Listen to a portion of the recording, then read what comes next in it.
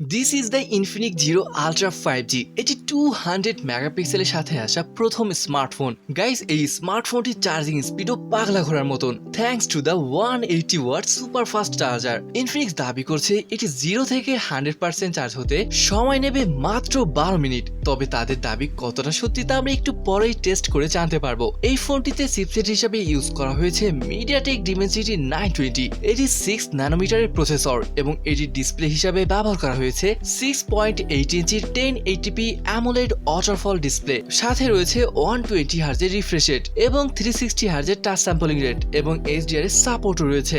বক্সটি open করার সাথে আপনারা প্রথমেই স্মার্টফোনটি দেখতে পাবেন। এই ফোনটি রয়েছে মাত্র দুইটি কালার, কসলাইট সিলভার এবং জেনেসিস নর। জেনেসিস নর মডেলের রিয়ার প্যানেলে লেদার এবং গ্লাস ব্যবহার করা হয়েছে, অন্যদিকে কসলাইট সিলভারের রিয়ার প্যানেলে গ্লাস ব্যবহার করা হয়েছে। বক্সে আমরা আরো পাচ্ছি customer service card, sim card, ejector tool, একটি ফিল্ম স্ক্রিন প্রোটেক্টর, এক্সপার কার্ড।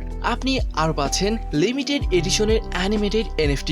যখন এই কিউআর কোডটি স্ক্যান করবেন তখন এটা দেখতে পাবেন। এতে একটা TPU কেসও থাকছে যেটা বেশ ভালো মানের। USB Type-C to 3.5mm audio Jack adapter, যার মানে এই ফোনে 3.5mm এর পোর্ট থাকছে না। একটা ইয়ারফোনও রয়েছে যেটি আপনি USB Type-C পোর্টের সাথে কানেক্ট করতে পারবেন। Type-C cable and finally guys আমরা পেয়ে যাচ্ছি 180 ওয়াটের বিশাল চার্জার। এখন বিল্ড কোয়ালিটি নিয়ে কথা বলা যাক। আপনারা অলরেডি জানেন যে ইনফিনিক্স জিরো আলট্রা 5G ফোনের ব্যাক প্যানেলে গ্লাস ইউজ করা হয়েছে এবং ক্যামেরা বাম্পেও গ্লাস ব্যবহার করা হয়েছে। এর ফ্রেমে থাকছে অ্যালুমিনিয়াম। এবার ফ্রন্টে আসা যাক গাইস, এতে কর্নিং গোরিলা গ্লাসের প্রোটেকশন নেই, যেটা এই প্রাইস রেঞ্জের ফোনে থাকাটা খুবই দরকার ছিল। স্মার্টফোনটি তেমন ভারী নয়, ফোনটির ওজন প্রায় 211 গ্রাম। এর ইনহ্যান্ড ফিলও দারুণ ছিল এবং লং টাইম ব্যবহার করলেও তেমন প্রবলেম হবে না, thanks to the curve display. এই কার্ভ ডিসপ্লের কারণে ফোনটির লুক টোটালি অসম লাগছে। Sadly Infinix zero ultra 5G এই ফোনটিতে কোনো অফিসিয়াল IP রেটিং থাকছে না।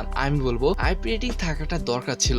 এবার আমরা স্মার্টফোনটির এক্সটার্নাল ফিচার নিয়ে কথা বলি। ফোনটিতে রয়েছে দুইটি মাইক্রোফোন, একটি টপ এবং অন্যটি রয়েছে নিচে এখানে, এবং স্পিকার গুলোর সাউন্ড কোয়ালিটিও খুবই দারুণ ছিল। আমরা দুইটি 5G সিম কার্ড ইউজ করতে পারবো। যেমনটা বলেছিলাম, এতে কোনো 3.5mm জ্যাক থাকছে না, বাট USB Type-C পোর্ট রয়েছে, কারণ আপনি এর সাথে যে ইয়ারফোন পাচ্ছেন সেটি এই USB Type-C এই পোর্টে কানেক্ট করতে পারবেন। তাছাড়া USB Type-C to 3.5mm কেবলও দেওয়া হয়েছে এই বক্সে, সো নো প্রবলেম। ওকে, রাইট সাইডে রয়েছে ভলিউম এবং পাওয়ার বাটন। এই পাওয়ার বাটনের মাঝে সবুজ রঙের একটি ইনার বর্ডার দেখতে পাবেন। চলুন এবারে রিয়ার প্যানেলে আসা যাক। এখানে আমরা তিনটি ক্যামেরা পেয়ে যাচ্ছি, যেখানে মেইন ক্যামেরাটি 200 মেগাপিক্সেলের 13 মেগাপিক্সেলের আলট্রা ওয়াইড ক্যামেরা এবং এটি 2 মেগাপিক্সেলের depth camera with LED flash light. ফ্রন্টে আসলে এখানে আমরা সেন্টার কনসোলের ডিজাইনের একটি 32 মেগাপিক্সেলের ফ্রন্ট ফেসিং ক্যামেরা সাথে LED ফ্ল্যাশ লাইট থাকছে, যেটি এখনকার স্মার্টফোনগুলোতে এড়িয়ে চলে। এই ফোনটিতে ইন ডিসপ্লে ফিঙ্গারপ্রিন্ট সেন্সর রয়েছে, যেটি সুপার ফাস্ট এবং পারফেক্ট ভাবে কাজ করে।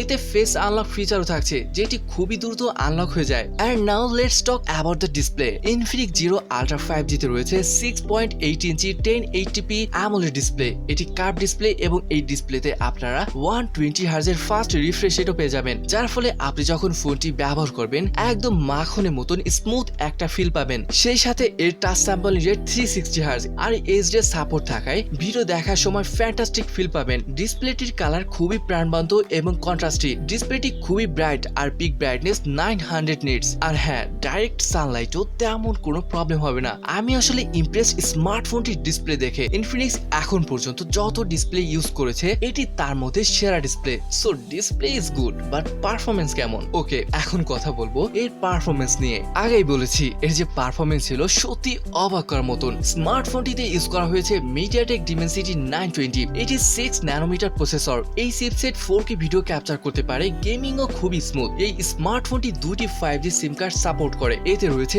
Wi-Fi 6, যেটি হাই স্পিড এবং স্টেবল কানেকশন প্রদান করে। Look at the synthetic benchmark score. এই ইনফিনিক্স জিরো আলট্রা 5G এই স্মার্টফোনে অন্তত স্কোর এসেছে 4,87,000 মতন। এর র্যাঙ্কিং যদি চেক করেন দেখবেন ওল্ড ফ্ল্যাগশিপ স্মার্টফোনের মতনই ফাস্ট। গিগবেঞ্চ চেক করলে সিঙ্গেল কোরের স্কোর এসেছে 712 এবং মাল্টি কোরের স্কোর এসেছে 1955। এটি মিড রেঞ্জ ফোনের জন্য খুবই ভালো স্কোর।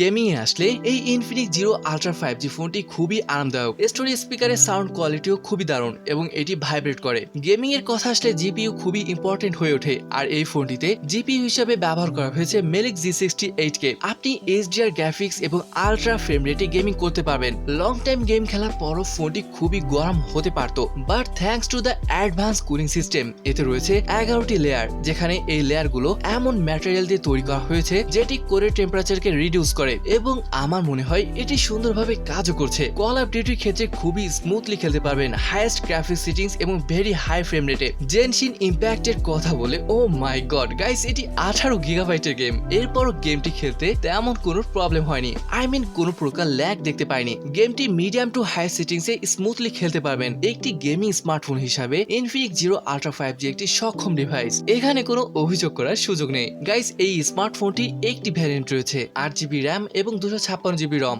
এবং আরো 5GB বাড়তে পারবেন, যার মানে 13 গিগাবাইট র্যাম পেয়ে যাচ্ছেন। অপারেটিং সিস্টেম হিসাবে থাকছে XOS 12 based on Android 12। Now let's talk about camera. Front facing ক্যামেরাটি 32 মেগাপিক্সেলের এবং এটি খুবই শার্প ডিটেল পিকচার ক্যাপচার করেছে। কালারও খুবই ভালো এসেছে।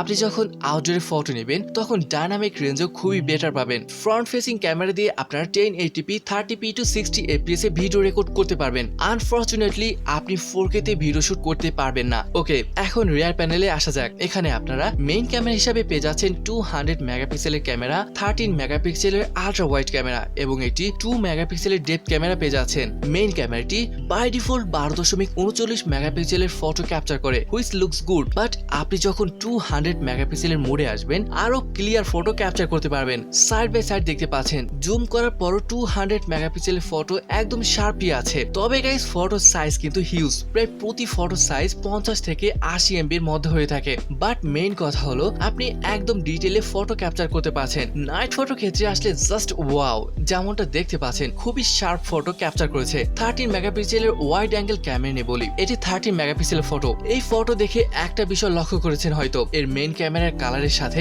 এটি ম্যাচ করে না। Other than that it looks sharp and yeah good. আপনি এই আল্ট্রা ওয়াইড ক্যামেরা দিয়ে ক্লোজ আপ শটও নিতে পারবেন, যেগুলো খুবই বেটার ছিল। ওকে, এবার রিয়ার ক্যামেরার ভিডিও কোয়ালিটি নিয়ে কথা বলা যাক। আপনি 4K 30 fps এ ভিডিও শুট করতে পারবেন এবং ভিডিও কোয়ালিটি দেখতে পাচ্ছেন জাস্ট ওয়াও, খুবই শার্প এটি। এর স্টেবিলাইজও এক্সেলেন্ট ছিল। ওকে, ওভারঅল ক্যামেরাগুলো খুবই বেটার কোয়ালিটি ছিল, আমার কাছে খুবই ভালো লেগেছে। অলরাইট, এবার ব্যাটারি নিয়ে বলা যাক। এতে আপনারা 4500 mAh এর বিশাল ব্যাটারি পেয়ে যাচ্ছেন। অ্যাকচুয়ালি এখানে 2250 mAh এর দুইটা ব্যাটারি থাকছে, যা দিয়ে আপনারা লং টাইম ভিডিও গেমিং করতে পারবেন। ওকে, এবার দেখি ইনফিনিক্স এর দাবি কতটা সত্য।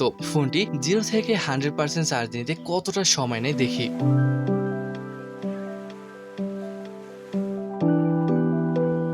যেমনটা দেখতে পাচ্ছেন 0 থেকে 100% চার্জ হতে সময় নিয়েছে 19 মিনিটের মতন। খুবই ফাস্ট চার্জ হয়েছে, বাট তাদের দাবির সাথে কিন্তু মিলছে না। ওকে গাইস, এবারে প্রাইস নিয়ে কথা বলা যাক। গ্লোবালি ফোনটির প্রাইস রাখা হয়েছে $531। এর বিল্ড কোয়ালিটিও খুবই ভালো ছিল। আল্ট্রা ডিসপ্লে ইজ স্টানিং, পারফরমেন্সও খুবই ভালো, আর মেইন ক্যামেরা তো অবিশ্বাস্য।